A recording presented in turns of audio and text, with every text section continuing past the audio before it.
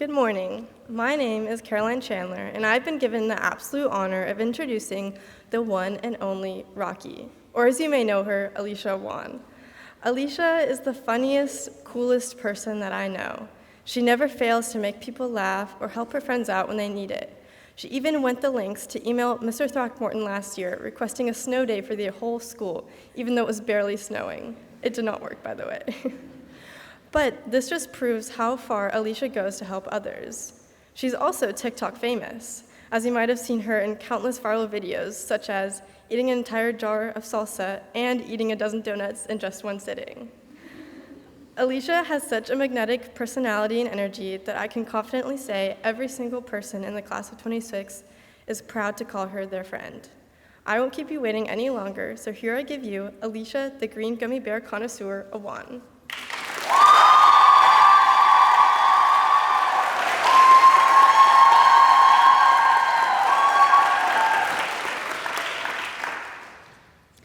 On September 29th, 2010, I was blessed with the birth of my baby brother, Rafe. Though having a little brother is something that I had long wished for, at least that's what my parents say, I find that hard to believe, considering that he was literally the biggest burden on my life up until a couple years ago. He was obnoxious, a crybaby, a sticky iPad kid, a snitch, and he always smelled like stinky eggs. And not to mention how he has been hype-mogging me ever since he turned 11. But in recent years, he's nothing like all those traits I just mentioned, except for smelling like eggs. Now he has started copying my music taste, taking my fashion advice, and he's always willing to tag along with me when I want Chipotle. There's no one else I'd rather have as my best friend, even if we're blood related. Not long after my brother was born, I moved to Memphis and began attending a small school that I stayed at until the 3rd grade. Here, I met who I then didn't know would soon be my practically biological twin sister, Hafsa, my closest friend until 2017, when I left and came to St. Mary's. Because we were only 9 years old, we didn't have phones, meaning no real way to stay in intentional contact with each other apart from group playdates that our parents planned. So naturally, we drifted apart. I didn't think much of it though, because I had no trouble making friends at my new school. I quickly became close with all the people in my grade, and I was surprised by this welcoming environment in which I felt like I could truly be myself and still be accepted. And trust me when I say this was surprising, because the real me back then was a green gummy bear loving freak. Nonetheless, I built a loving and generous sisterhood with those around me that I have carried with me to this day. I have found the greatest friends, and I have the coolest brother. I am immensely blessed.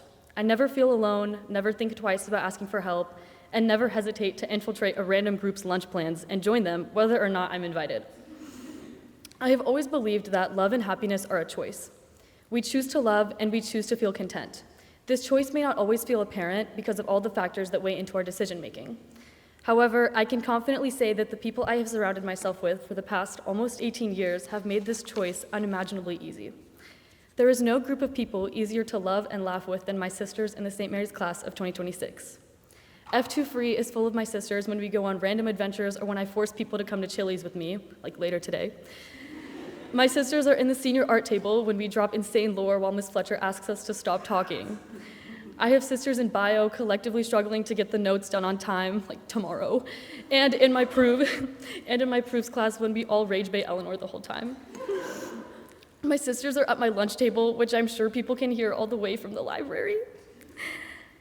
And Hafsa is my sister, my other half. I wouldn't be me without her.